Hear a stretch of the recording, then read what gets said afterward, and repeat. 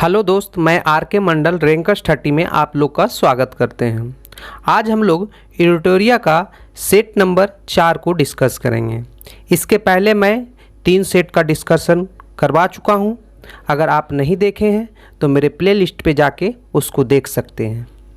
अगर इन सभी का पीडीएफ आपको लेना हो तो मेरे टेलीग्राम चैनल को ज्वाइन करें और वहां से प्राप्त कर लें। एक आवश्यक सूचना मैं बता देता हूं, अगर ये एडिटोरिया का कोई भी वॉल्यूम का अगर आपका मैथ और रीजनिंग का वीडियो देखना हो तो हम आज शाम तक सेट नंबर 4 का मैथ एवं रीजनिंग का वीडियो आपको प्रोवाइड कर देंगे। आप वहाँ से देख सकते हैं। तो ठीक है, हम लोग चलते हैं सेट नंबर 4 का क्वेश्चन नंबर 1। देखिए क्या कह रहा है आपसे। क्वेश्चन नंबर 1 कह रहा है क्या, निम्नलिखित में से कौन प्रति इकाई सबसे अधिक ऊष्मा की मात्रा देती है। ध्यान रखिएगा, सबसे अधिक ऊष्मा की मात्रा जो देती है वो एंथ्रासाइड देती है। इसका कारण क्या है? क्योंकि उसमें कार्बन की मात्रा 86 से 97% तक होती है। इसी कारण से उसमें ऊष्मा की मात्रा अधिक होती है। ठीक है, आगे हम लोग बढ़ते हैं। देखिए 2 नंबर आपसे क्या कह रहा है, कह रहा है क्या निम्नलिखित में से कौन सा कथन सत्य है। कह रहा है निम्नलिखित में से कौन सा कथन सत्य है। अब देखिए पहला आपको क्या रहा है, विटामिन ए त्वचा और आँखों को स्वस्थ रखता है। ठीक है, देखिए ऐसा कुछ नहीं है। देखिए ये सत्य है लेकिन असत्य आपसे मांग रहा है। देखिए विटामिन ए त्वचा और आँखों का स्वस्थ रखता है, इसका मतलब ये सही है। आपका 1 नंबर क्या है, सही है। दूसरा नंबर आपसे कह रहा है क्या, विटामिन B1 घाव भरने में सहायता होती है। एकदम सही बात है। देखिए विटामिन सी रोगों से लड़ने में सहायक होता है। देखिए आप ध्यान रखिएगा, विटामिन सी जो है रोगों से लड़ने में सहायक नहीं होता है। ठीक है, ये घाव भरने में, ठीक है, घाव भरने में विटामिन सी साबित होता है। इसलिए आंसर कौन हो जाएगा आपका, सी। ये गलत है आपका। ठीक है, देखिए डी भी देख लेते हैं हम लोग। कह रहा है विटामिन डी हमारे अस्थियों के लिए उपयोगी होते हैं, ये भी एकदम सही है। तो आंसर कौन हो जाएगा आपका, सी। चलिए हम लोग 3 नंबर देखिए क्या कह रहा है। कह रहा है प्रिज्म में प्रकाश के विभिन्न रंगों का विभाजन किसके कारण होता है। तो परिक्षेपण के कारण होता है। तो आंसर कौन हो जाएगा आपका, बी नंबर। ठीक है, आगे हम लोग बढ़ते हैं। क्वेश्चन नंबर 4 आपको कह रहा है कि निम्नलिखित में से आँखों का कौन सा भाग विशिष्ट रंग के लिए उत्तरदायित्व होता है। ठीक है, तो इसका आंसर हो जाएगा परितारिका। देखिए इसका कारण क्या है, क्योंकि आँखों का रंग परितारिका नामक संरचना के रंजकता से उत्पन्न होती है। ठीक है, और यही रंजकता जो है प्रकाश को नियंत्रित करता है। ठीक है, इसी कारण से ये जो है विशिष्ट रंग उत्तरदायित्व होता है। ठीक है, आगे हम लोग बढ़ते हैं। देखिए 5 नंबर आपसे क्या कह रहा है, कह रहा है कि डायलिसिस की विधि निम्नलिखित में से किसके अक्रिय हो जाने की स्थिति में प्रयोग में लाई जाती है। देखिए ये जो है ना ब्रिक नहीं, इसका आंसर क्या हो जाएगा, ब्रिक, जिसको आप कहते हैं किडनी। ठीक है, आगे हम लोग बढ़ते हैं। 6 नंबर देखिए क्या कह रहा है, कह रहा है कि फाइबर ऑप्टिक्स किस सिद्धांत पर क्या कार्य करती है। तो ये पूर्ण आंतरिक परावर्तन के सिद्धांत पे काम करती है। ध्यान रखिएगा, आगे हम लोग बढ़ते हैं। क्वेश्चन नंबर देखिए 4 क्या कह रहा है, कह रहा है निम्नलिखित में से आँखों का कौन सा भाग उसके विशिष्ट रंग के लिए उत्तरदायित्व होता है। तो इसका आंसर हो जाएगा आपका परितारिका। देखिए कारण क्या है मैं बताता हूँ आपको। देखिए कह रहा है आँखों का रंग जो है वो परितारिका नामक संरचना के रंजकता से उत्पन्न होती है, और यही रंजकता जो है वो आँखों में कितना प्रकाश जाना चाहिए ये नियंत्रित करता है। ठीक है, इसलिए इसका आंसर क्या हो जाएगा, परितारिका। अब देखिए अगला क्वेश्चन देखते हैं हम लोग। 5 नंबर देखिए क्या कह रहा है, कह रहा है क्या डायलिसिस की विधि निम्नलिखित में से किसके अक्रिय हो जाने की स्थिति में प्रयोग में लाई जाती है। तो ये ब्रिक हो जाएगा। इसका आंसर क्या हो जाएगा, ब्रिक। आगे आते हैं हम लोग। कह रहा है क्या फाइबर ऑप्टिक्स किस सिद्धांत पर कार्य करता है। तो फाइबर ऑप्टिक्स जो है वो पूर्ण आंतरिक परावर्तन पे काम करता है। आगे हम लोग देखते हैं। देखिए कह रहा है क्या पिकोमीटर नामक उपकरण का प्रयोग किसके मापने के लिए किया जाता है। इसका आंसर क्या हो जाएगा, घनत्व। ठीक है, अगर विकिरण तीव्रता अगर बोला जाए इसको किससे नापते हैं तो आप बोल सकते हैं वो इसको नापते हैं हम लोग फोटोमीटर। क्या बोलते हैं? फोटोमीटर। फोटोमीटर, ठीक है। अगर उच्च ताप की बात बोला जाए तो इसको नापते हैं हम लोग पायरोमीटर। अगर भूकंप तीव्रता की बोले, ये तो बहुत पॉपुलर है, इसको बोलते हैं हम लोग सिस्मोग्राम। सिस्मोग्राफ। आगे हम लोग चलते हैं। देखिए कह रहा है 8 नंबर क्वेश्चन कह रहा है कि आपको कह रहा है क्या पराबैंगनी किरणों में ऊर्जा किसकी अपेक्षा अधिक होती है? तो देखिए ये जो है ना सबसे ज़्यादा होती है अवरक्त किरणें। आंसर कौन हो जाएगा? 1 नंबर, ठीक है। अब देखिए 9 नंबर आपसे कह रहा है क्या रक्तस्राव को रोकने के लिए आमतौर पर किस एल्युमिनियम लवण का प्रयोग किया जाता है? ध्यान रखिएगा ये पोटास एलम। देखिए पोटास एलम नाम आपको नया लग रहा होगा, ऐसा कोई बात नहीं है।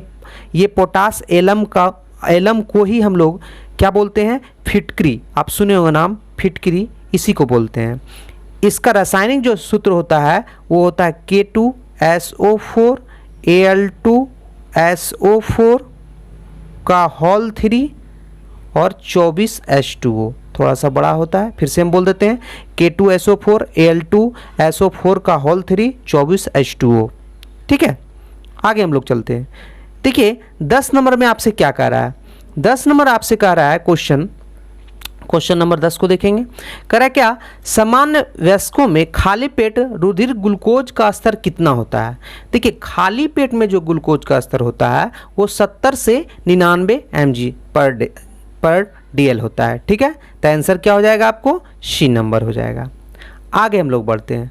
देखिए कह रहा है 11 नंबर कह रहा है क्या रक्तता किसकी कमी के कारण होता है? ठीक है, तो ये देखिए फॉलिक एसिड के कमी के कारण होती है। ये सब जो होती है वो फॉलिक एसिड जो है एसिड के कारण होती है। और फॉलिक एसिड जो है फॉलिक एसिड के कारण, और ये फॉलिक एसिड के बारे में अगर बताया जाए तो इसमें विटामिन B11 की मात्रा होती है, ठीक है। ध्यान रखिए इस बात को, इसलिए इसका आंसर जो हो जाएगा आपको क्या हो जाएगा? C नंबर हो जाएगा। 12 नंबर देखिए क्या कह रहा है? कह रहा है मानव त्वचा का रंग देने वाला वर्णक कौन होता है? तो मेलानिन होता है। तो आंसर कौन हो जाएगा? A नंबर हो जाएगा। ध्यान रखिएगा इस बात को। अब देखिए हम लोग आते हैं 13 नंबर में। 13 नंबर में देखिए क्या कह रहा है? कह रहा है एकमात्र पक्षी कौन है जो पीछे की ओर उड़ता है? तो वो पक्षी का नाम है गुंजन पक्षी। देखिए ये गुंजन पक्षी का खासियत क्या होता है? ये किसी तरह भी उड़ सकता है, आगे पीछे दाएं बाएं सभी दिशा में उड़ सकता है नहीं, इसलिए ये बहुत इंपॉर्टेंट क्वेश्चन बन जाता है, इसको ध्यान में रखिएगा। अब देखिए 14 नंबर क्वेश्चन आपसे क्या कह रहा है? कह रहा है निम्न में से किसे अनुवांशिकी का जनक कहा जाता है? ये मेंडल को कहा जाता है? नहीं, ये पूरा ग्रेग मेंडल बोला जाता है इसको। ध्यान रखिएगा। आगे आइए 15 नंबर देखिए क्वेश्चन क्या कर रहा है? कह रहा है प्रकृति में पाए जाने वाला सोडियम क्लोराइड अथवा टेबल नमक कौन से खनिज में पाया जाता है? तो ध्यान रखिएगा ये पाया जाता है हेलाइट में। कहाँ पाया जाता है? हेलाइट में। आगे क्वेश्चन हम लोग देते हैं। देखिए 16 नंबर आपसे क्वेश्चन कर रहा है। 16 नंबर कह रहा है निम्न में से कौन सा धातु तथा उसके अयस्कों का सही मिलान नहीं है? ठीक है, अब देखिए ये कॉलवेराइट, ये सोना एकदम सही है। पहला जो है ये सही मिलान है। उसके बाद कह रहा है कि आपको मेलेकाइट तांबा, ये भी सही है। उसके बाद आपसे बोल रहा है क्या? मेलेराइट यूरेनियम। ये मेलेराइट यूरेनियम नहीं होगा, ये यहाँ पे क्या होगा? निकेल होगा। वो क्या होगा? निकेल। ध्यान रखिएगा, ठीक है। आगे हम लोग चलते हैं 17 नंबर। 17 नंबर कह रहा है क्या? उत्प्रेरक वह पदार्थ है जो, देखिए उत्प्रेरक में क्या होता है? आमतौर से प्रक्रिया की दर को बढ़ा देता है नहीं, तो प्रक्रिया को दर को बढ़ाता है तो आंसर कौन हो जाएगा? B number. अब देखिए 18 नंबर आपसे क्वेश्चन कर रहा है क्या? दहन कैसी प्रक्रिया है? तो दहन जो है आपका रासायनिक प्रक्रिया है। ध्यान रखिएगा, ठीक है, क्योंकि देखिए यह प्रक्रिया जो है ऑक्सीजन एवं ईंधन के मध्य होता है, ठीक है। तो आगे हम लोग बढ़ते हैं। देखिए कांसा निम्न में से किसकी मिश्र धातु है? तो कांसा जो है तांबा और टीन की मिश्र धातु है। इसमें तांबा जो है वो 88% होता है, तांबा जो है 88% होता है और टीन जो है वो 12% होता है। ठीक है, आपको मैं बता देता हूँ कि कांसा का जो है प्रयोग आपको विभिन्न मूर्तियों बनाने के लिए भी किया जाता है। ठीक है, चलिए आगे हम लोग देखते हैं 20 नंबर क्वेश्चन। देखिए 20 नंबर क्वेश्चन आपसे क्या कह रहा है, ध्यान देंगे थोड़ा सा। 20 नंबर में कह रहा है क्या, निम्न में से कौन सा एक आभासी बल है। ठीक है, तो आभासी बल का उदाहरण जो है वो आपका अपकेंद्रीय बल हो जाएगा। अब देखिए क्वेश्चन आपसे आपके पास ये आ जाता होगा कि ये अपकेंद्रीय बल है क्या, समझिएगा बात को। देखिए गतिशील वस्तु, कोई गतिशील वस्तु है तो केंद्र से दूर भागने की प्रवृत्ति जो होता है ना, तो वो जो है उस जिस बल के कारण जो है केंद्र से दूर भागने की प्रवृत्ति होती है, उसी बल को हम लोग बोलते हैं अपकेंद्रीय बल। ठीक है, और अपकेंद्रीय बल हमेशा आभासी बल होता है। ठीक है, तो आंसर क्या हो जाएगा, ए नंबर। अब देखिए 21 नंबर में देखिए क्या कह रहा है, कह रहा है बौद्ध धर्म ने समाज के 2 वर्गों को अपने साथ जोड़कर एक महत्वपूर्ण प्रभाव छोड़ा। ये वर्ग होते थे, ठीक है, तो स्त्रियां, ये वर्ग जो होते थे वो स्त्रियां और शूद्र होते थे। आंसर डी नंबर हो जाएगा। आगे हम लोग बढ़ते हैं। कह रहा है किस राजवंश के दौरान महाबलीपुरम मंदिर का निर्माण किया गया था। तो ये जो है पल्लव राजवंश के शासनकाल में ये निर्माण किया गया। आगे हम लोग बढ़ते हैं। देखिए क्या रहा है, क्या सूफी आदेशों को किस नाम से जाना जाता था। तो देखिए सूफी आदेशों को हम लोग सिलसिला नाम से जानते थे, सिलसिला। तो आंसर कौन हो जाएगा आपको, सी नंबर। ठीक है, आगे हम लोग बढ़ते हैं। 24 नंबर देखिए क्या कह रहा है, कह रहा है सुविख्यात कोहिनूर हीरा कहाँ के खान से प्राप्त हुई थी। एक गोलकुंडा से प्राप्त हुई थी, ध्यान रखिएगा, कहाँ से प्राप्त हुई थी, गोलकुंडा से। आगे बढ़ते हम लोग। 25 नंबर कह रहा है क्या, निम्न में से किसका अपने समकालीन मुगल बादशाह से मिलान गलत है। ठीक है, अब हम लोग देखते हैं 25 नंबर का कौन मिलान है।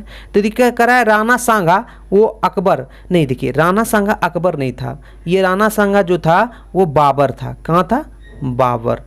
ठीक है, क्योंकि राणा सांगा जो है उसका शासनकाल जो है 1482 से 1528 था। कितना था, 1488 से 1528 तक था। ठीक है, तो इसमें बाबर का शासनकाल था, ध्यान रखिएगा इसको, क्योंकि बाबर का जो शासनकाल था वो 1526 से 30 तक ही था, तो इसके बीच ही आ गया। चलिए देखिए 26 नंबर आपसे कह रहा है क्या, अकबर द्वारा किए गए सुधारकों का सही मेल कौन सा है। तो देखिए मजहर की घोषणा 1579 ईस्वी में, ये एकदम सही है। उसके बाद जजिया कर समाप्ति 1564, ये भी सही है। तीर्थ यात्रा की समाप्ति 1562, ये गलत है। देखिए 1562 की जगह पर 1563 होना चाहिए।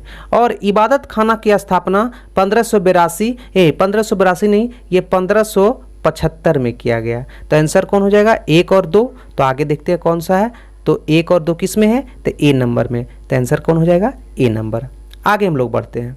देखिए कह रहा है कि 27 नंबर में आपसे कह रहा है क्या, वह प्रसिद्ध जैन विद्वान कौन था जिसका अकबर बहुत सम्मान करता था। तो उसका नाम था हरि विजय सूरी, बहुत इसका अकबर जो है बहुत सम्मान करता था। आगे हम लोग बढ़ते हैं। देखिए 28 नंबर आपसे क्या कह रहा है, 28 नंबर ध्यान देंगे थोड़ा सा 28 नंबर पे। 28 नंबर आपसे कह रहा है क्या, 28 नंबर आपसे कह रहा है अंग्रेजों ने निम्नलिखित स्थानों पर जिस क्रम में अपने व्यापार केंद्र स्थापित किया था उसका सही क्रम बताइए। ठीक है, तो सबसे पहले जो अंग्रेज जो स्थापित किया था वो सूरत में किया था 1613 ईस्वी में, नहीं तो सूरत। उसके बाद किया था आपको मद्रास में 1639 ईस्वी में, उसके बाद मुंबई में 1687 ईस्वी में, उसके बाद कलकत्ता में 1698 ईस्वी में। तो आंसर कौन हो जाएगा आपका, सी नंबर। ठीक है, तो आंसर कौन हो जाएगा, सी। आगे हम लोग बढ़ते हैं। देखिए 29 नंबर आपसे क्या कह रहा है, 29 नंबर कह रहा है क्या, नादिर शाह के आक्रमण के समय दिल्ली का शासक निम्न में से कौन सा था। तो उस समय शासक जो दिल्ली का था वो आपका मोहम्मद शाह था। क्या था, मोहम्मद शाह। आंसर कौन हो जाएगा, ए, क्योंकि देखिए नादिर शाह दिल्ली पर 1739 ईस्वी में आक्रमण किया था। ठीक है, और उस समय दिल्ली का जो शासक था वो मोहम्मद शाह था। ठीक है, आगे हम लोग बढ़ते हैं। देखिए 30 नंबर कह रहा है क्या, उपन्यास नील दर्पण का अंग्रेजी अनुवाद किसने किया था। तो सबसे पहले जानते हैं नील दर्पण जो है वो किसका उपन्यास था। तो ये दीनबंधु का था। किसका था, दीनबंधु मित्र का, और इसको अंग्रेजी जो अनुवाद किया था वो मधुसूदन दत्त किया था। तो आंसर कौन हो जाएगा? B number. ठीक है, आगे हम लोग बढ़ते हैं। देखिए 31 नंबर क्या क्या कह रहा है आपको, कह रहा है निम्न में से कौन सी जनजाति ताना भगत आंदोलन से साथ जुड़ी हुई थी। ठीक है, तो ये जुड़ी हुई थी उराव जाति। कौन सी जाति? उराव। देखिए ध्यान रखेंगे, देखिए ताना भगत आंदोलन की शुरुआत जो है वो प्रथम विश्व युद्ध 1914 के बाद ही, ये बिहार तत्कालीन उस समय जो बिहार में एक जो है छोटा नागपुर में जो है स्टार्ट हुआ था। ठीक है, और इस आंदोलन का जो है, आंदोलन का नेतृत्व जो किया था वो उराव जनजाति के लोग किया था, जो उसका नाम जो था वो बलराम भगत था, जतरा भगत, इस सब करके था, इसलिए इसका आंसर जो हो जाएगा वो उराव जाति हो जाएगा। ठीक है, आगे हम लोग बढ़ते हैं। देखिए 32 नंबर आपसे क्या कह रहा है, कह रहा है गांधी जी की सबसे महत्वपूर्ण शिक्षा निम्न में से कौन सी थी। तो ध्यान रखेंगे ये बहुत इंपॉर्टेंट क्वेश्चन है। तो गांधी जी की सबसे महत्वपूर्ण शिक्षा जो थी वो सत्य और अहिंसा थी। तो आंसर कौन हो जाएगा? C number. आगे हम लोग बढ़ते हैं। 33 नंबर देखिए क्या कह रहा है, कह रहा है भारतीय राष्ट्रीय कांग्रेस के किस अधिवेशन में कांग्रेस और मुस्लिम लीग की ऐतिहासिक मिलन हुई थी। ठीक है, तो ये लखनऊ अधिवेशन में मिलन हुई थी। ध्यान रखिएगा कौन सा अधिवेशन में मिलन हुई थी? लखनऊ अधिवेशन में। और इस अधिवेशन का अध्यक्षता जो किया था वो कौन किया था? तो ए सी मजूमदार। कौन किया था? ए सी मजूमदार। मजूमदार। ठीक है, आगे हम लोग बढ़ते हैं। 34 नंबर देखिए क्या कह रहा है आपसे, 34 नंबर कह रहा है क्या, भारत सेवक समाज की स्थापना गोपाल कृष्ण गोखले द्वारा किस वर्ष हुई थी। तो ये बहुत इंपॉर्टेंट क्वेश्चन है, इसका आंसर क्या हो जाएगा? 1905। आगे हम लोग चलते हैं। और यहाँ पे यहाँ पे एक और क्वेश्चन आपसे उठ सकता है कि ये जो स्थापना किया था वो कहाँ किया था। तो ये पुणे में किया था, जो महाराष्ट्र में पड़ता है। आगे हम लोग बढ़ते हैं। देखिए 35 नंबर आपसे कह रहा है कि गांधी जी खादी को किसका प्रतीक मानते थे। तो ध्यान रखिएगा गांधी जो है वो खादी को आर्थिक स्वतंत्रता का प्रतीक मानते थे। तो आंसर कौन हो जाएगा? B number. 36 नंबर देखिए कह रहा है क्या, वैश्वीकरण का अर्थ क्या है। ठीक है, तो वैश्वीकरण का अर्थ जो है घरेलू अर्थव्यवस्था को वैश्विक अर्थव्यवस्था साथ एकीकरण जो होता है वही हम लोग वैश्वीकरण कहते हैं। तो आंसर कौन जाएगा आपको? C number. आगे हम लोग आते हैं। देखिए 37 नंबर आपसे क्या कह रहा है, ध्यान देंगे थोड़ा सा 37 नंबर में। तो 37 नंबर कह रहा है क्या, किसी देश का आर्थिक विकास किस पर निर्भर करता है। ध्यान रखेंगे बहुत इंपॉर्टेंट क्वेश्चन है। तो किसी देश के आर्थिक विकास जो है वो पूंजी निर्माण, प्राकृतिक संसाधन और बाजार का आकार, ये सारे पे निर्भर करता है। तो आंसर कौन हो जाएगा आपको? D number. आगे हम लोग आते हैं। देखिए क्या कह रहा है आपको आगे 38 नंबर क्वेश्चन कह रहा है क्या, घटिया वस्तु के संबंध में मांग की आय अपेक्षित कैसी होती है। आप खुद समझ सकते हैं, जब घटिया वस्तु होगा तो मांग क्या होगा? कम होगा। तो कम होगा तो किससे होगा? ऋणात्मक होगा। तो आंसर कौन हो जाएगा? D number.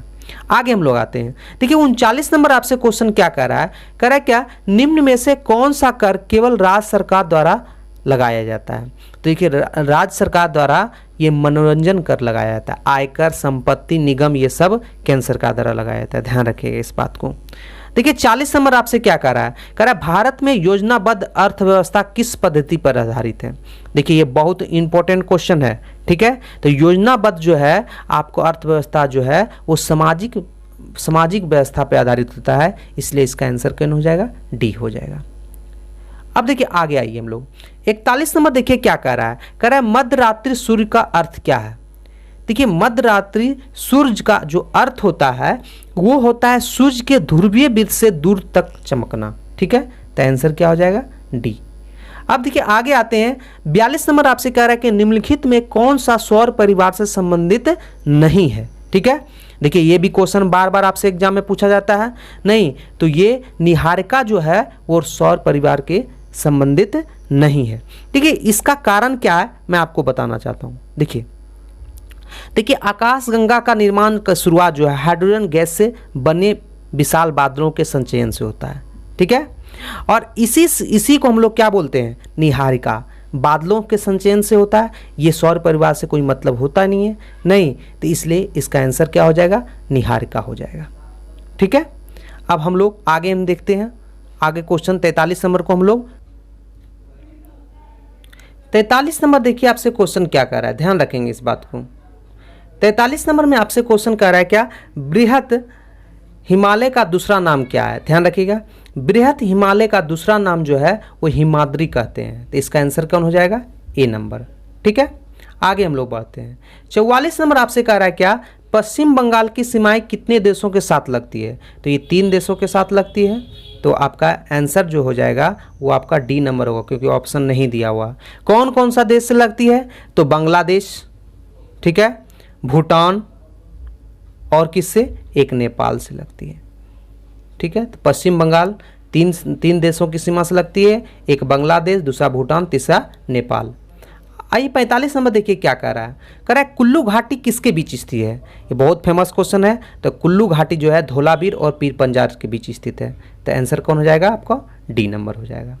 46 नंबर देखिए क्या कह रहा है कि ऊंचे क्षेत्र में लेटेराइट मृदा की प्रारूप या प्रकृति कैसी होती है, तो ये जो है इसका प्रकृति जो होता है वो ध्यान रखेंगे तो लवणीय होता है। ठीक है, क्या होता है, सॉरी लवणीय कहते हैं, अम्लीय होता है। कैसी प्रकृति होती है, अम्लीय होती है। देखिए इसका कारण क्या है मैं आपको बताता हूँ। ठीक है, देखिए कारण इसका ये है कि देखिए लोह ऑक्साइड की उपस्थिति कारण लेटेराइट मिट्टी का रंग मूल रूप से लाल होता है और इस मिट्टी में चूना की मात्रा कम पाई जाती है। ठीक है, और इसी कारण से जो है ये जो है अम्लीय होता है। ठीक है, 47 नंबर को हम लोग देखते हैं। देखिए कह रहा है भारत की जलवायु पर निम्नलिखित में से किसका प्रभाव नहीं होता है, तो देखिए महासागरीय धारा का जो है इसका प्रभाव नहीं होता है, तो आंसर कौन हो जाएगा, बी नंबर। अगर आगे आते हैं हम लोग, देखिए 48 नंबर आपसे क्या कह रहा है, ध्यान रखेंगे 48 नंबर।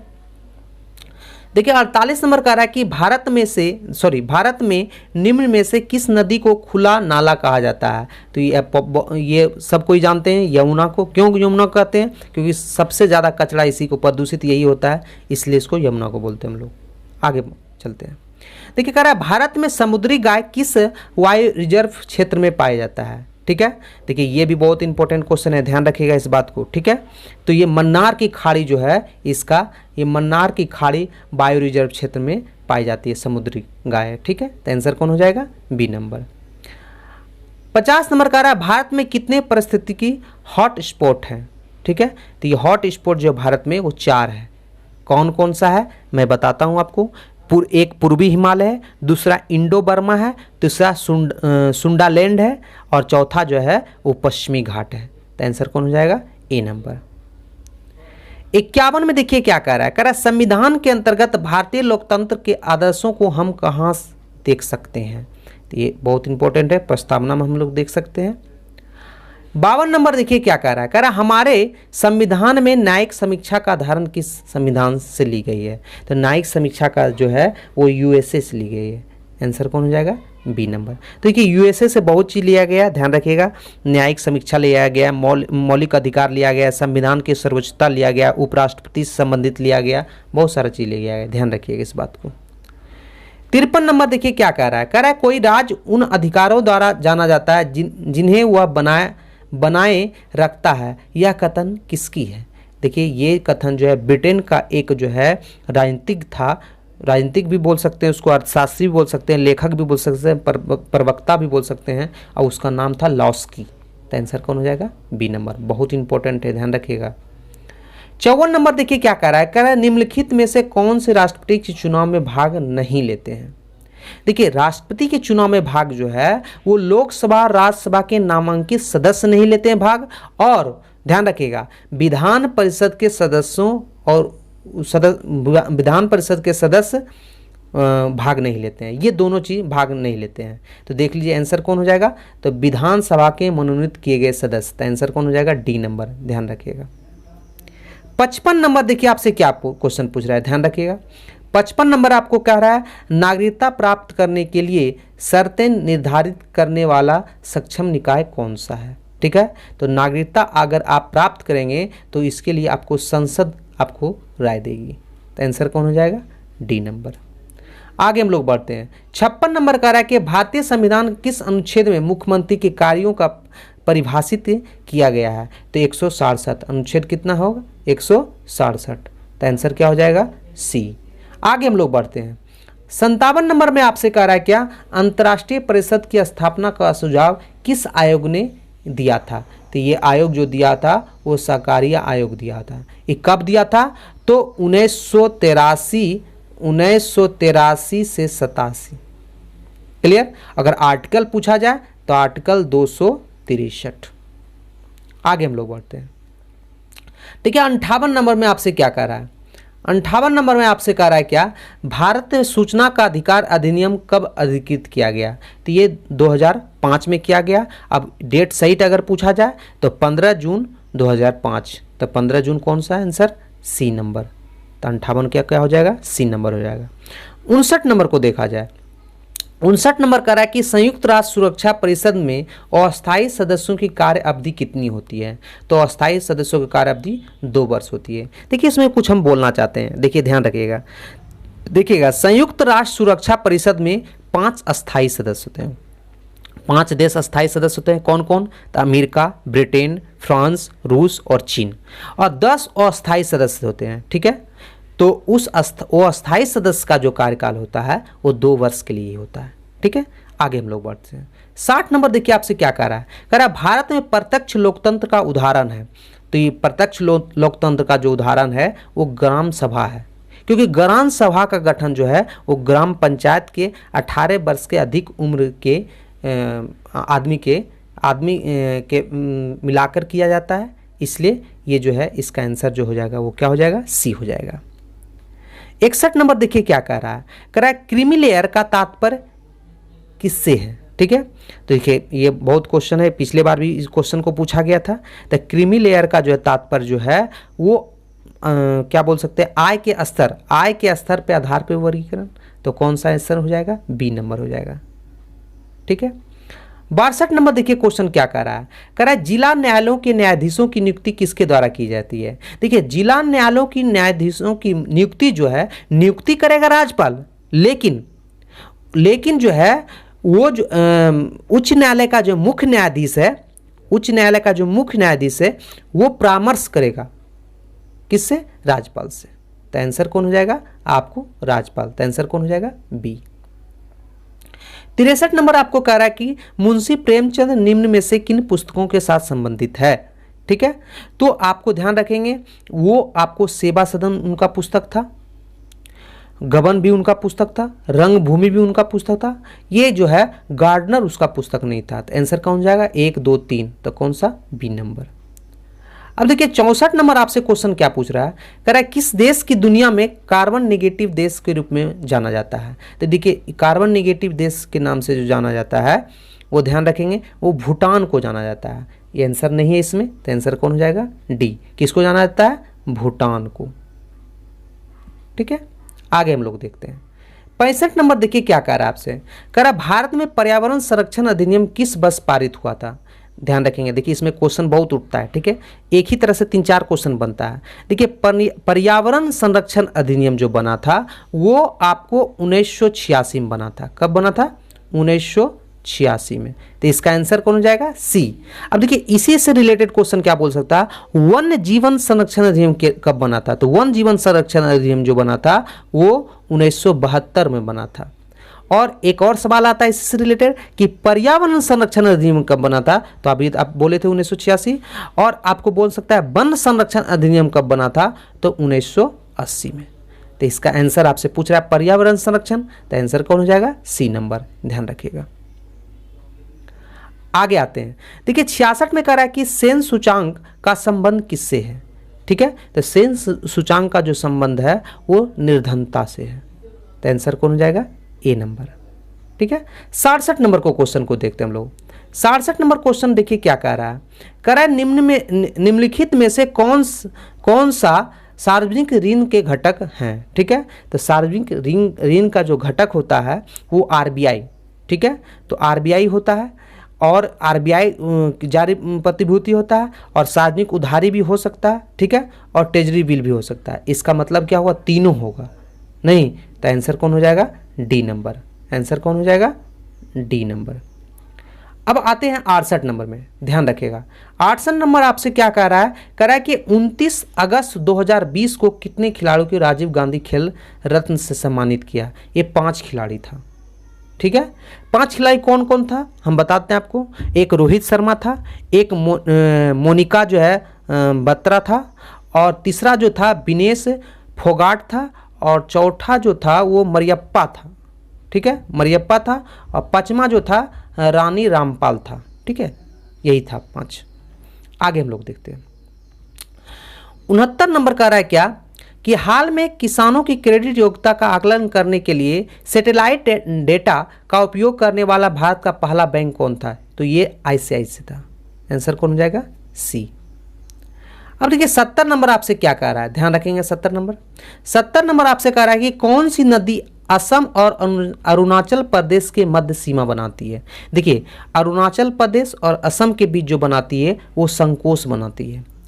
ठीक है, देखिए संकोश क्या है आप समझिए थोड़ा सा इसके बारे में। देखिए संकोश जो है ब्रह्मपुत्र नदी जो है उसकी सहायक नदी है। ठीक है, और यही जो है असम और अरुणाचल प्रदेश के बीच सीमा बनाती है। ठीक है, आगे हम लोग बढ़ते हैं। 71 नंबर देखिए क्या कह रहा है? कह रहा है राष्ट्रीय अक्षय ऊर्जा एजेंसी का मुख्यालय कहाँ है? ये आबू धाबी में है। तो आंसर कौन हो जाएगा? B number. ठीक है, आगे हम लोग आते हैं। देखिए 72 नंबर आपसे क्या कह रहा है? कह रहा है क्या जियोग्राफिक इंडेक्सन कृषि के उत्पत्ति और विकास के संदर्भ में किसे कानून संरक्षण प्रदान करती है? देखिए ये क्वेश्चन बहुत इंपॉर्टेंट है, ध्यान रखिएगा। ये जो संरक्षण उत्पाद करती है वो किसे करती है? उत्पाद से करती है। तो आंसर कौन हो जाएगा? C number. देखिए आपको 73 नंबर क्वेश्चन क्या कह रहा है, ध्यान देंगे। कह रहा है नेशनल ग्रीक ट्रिब्यूनल एक है, क्या है? नेशनल ग्रीक ट्रिब्यूनल क्या है? तो ये क्या है? फास्ट ट्रैक कोर्ट है। ये क्या है? फास्ट ट्रैक कोर्ट है। देखिए इसका स्थापना जो हुआ था वो 2010 में हुआ था, और इसका मुख्यालय कहाँ है? तो ये दिल्ली में है। इस क्यों स्थापना किया था? इसका कारण ये था, इसका जो है पर्यावरण से संबंधित मामलों का निर्माण के लिए किया गया था। ये 2010 में किया गया था, ध्यान रखिएगा इस बात को। 74 नंबर आपको देखिए क्या कह रहा है? कह रहा है कि प्लूटो ग्रह का खोज किस वर्ष हुई थी? तो 1930 में हुई थी नहीं। और बोला जाए कि कौन किया था, तो इसका खोज जो किया था वो क्लॉड टामुओ किया था। कौन किया था? तो क्लॉड टामुओ। क्लियर, आगे बढ़ते हम लोग। कह रहा है फ्री टायल शब्द किस खेल से जुड़ा हुआ है? ध्यान रखेंगे ये बहुत पॉपुलर है। तो फ्री टायल हो गया, स्ट्रोक हो गया, बेस्ट स्ट्रोक हो गया, ये सब सारा जो है वो आपको तैराकी से है। किसे है? तैराकी से। आगे बढ़ते हम लोग। 76 नंबर देखिए आपसे क्या कह रहा है, ध्यान रखेंगे। 76 नंबर कह रहा है क्या सुबनसिरी किसकी सहायक नदी है? तो सुबनसिरी जो है वो ब्रह्मपुत्रा की सहायक नदी है। ठीक है, आगे बढ़ते हम लोग। 77 नंबर कह रहा है भारत में प्रथम औद्योगिक नीति की घोषणा कब हुई थी? तो सबसे औद्योगिक नीति की घोषणा जो हुई थी वो श्यामा प्रसाद मुखर्जी किए थे। कब किए थे? वो जब उस जो औद्योगिक मंत्री, वाणिज्य एवं मंत्री थे, कब? 1948 में इसका जो है किए थे वो। 78 नंबर कह रहा है क्या प्रायद्वीपीय भारत में सिंचाई का अधिकतम प्रमुख साधन क्या है? तो तालाब से है। प्रायद्वीपीय में तालाब मारेंगे, और इसमें अगर तालाब में बोला जाए सबसे ज़्यादा कहाँ सिंचाई होता है? तो तमिलनाडु में। कहाँ होता है? तमिलनाडु में। ठीक है, और नलकूप अगर बोला जाए तो ये नलकूप में उत्तर प्रदेश। तो आंसर कौन हो जाएगा? डी। आगे आते हैं। देखिए 79 नंबर में कह रहा है क्या अंजलि भागवत किस खेल से संबंधित है? तो अंजलि भागवत जो है वो राइफल शूटिंग से है। ठीक है, आगे हम लोग आते हैं। तो लास्ट क्वेश्चन आपका जीके जीएस का, ध्यान रखिएगा। तो कह रहा है अंतर्राष्ट्रीय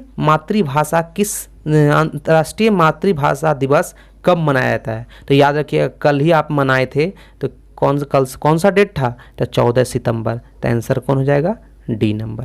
ठीक है, तो देखिए ये 80 क्वेश्चन का हमने डिस्कस कर दिया। अगर आपको अच्छा लगता हो तो आप अपने दोस्तों के बीच शेयर करेंगे, और जो मेरे चैनल को सब्सक्राइब नहीं किए हैं वो मेरे चैनल को सब्सक्राइब कर लेंगे। और अगर इस सेट का मैथ का अगर वीडियो आपको लेना है तो शाम तक हम प्रोवाइड कर देंगे। ठीक है, आज हम बना रहे हैं वीडियो, शाम तक आपको लोड कर देंगे। ठीक है, तो थैंक यू, जय हिंद, जय भारत और जय बिहार दरोगा।